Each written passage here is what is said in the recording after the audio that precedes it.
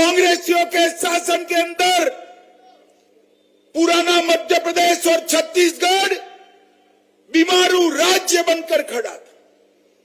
छत्तीसगढ़ को अटल जी ने बनाया और जब हमारी सरकार बनी, डॉक्टर रमन सिंह इसके मुख्यमंत्री बने, 15 साल में ये बीमारू राज्य को विकसित राज्य बनाने का काम डॉक्टर रमन सिंह जी ने किया।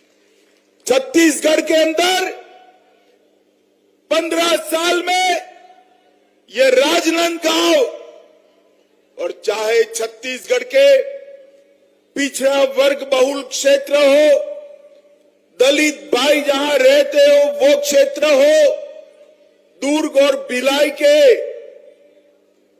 कॉस्मोपॉलिटन इलाके हो, या जहां मेरे आदिवासी भाई बहन रहते हो वो क्षेत्र हो, हर क्षेत्र को संपूर्ण विकसित करने का काम भारतीय जनता पार्टी की सरकार ने किया।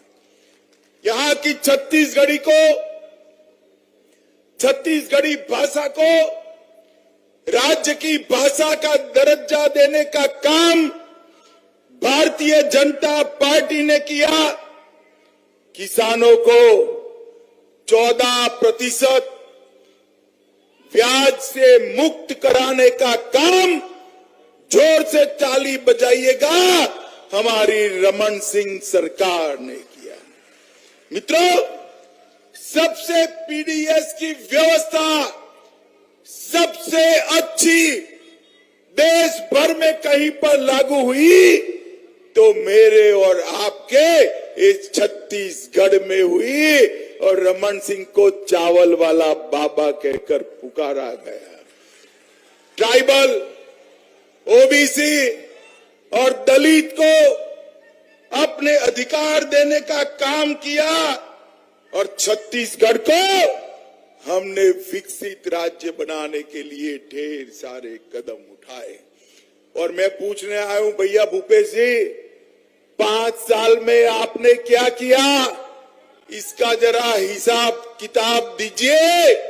मुझे मालूम है हिसाब देने का आपका स्वभाव नहीं है, आप विकास का हिसाब किताब नहीं करते हो। बेचारे ताम्रध्वज साहू और राजा साहब से हिसाब किताब करने में पड़े हो, आप विकास का हिसाब नहीं कर सकते।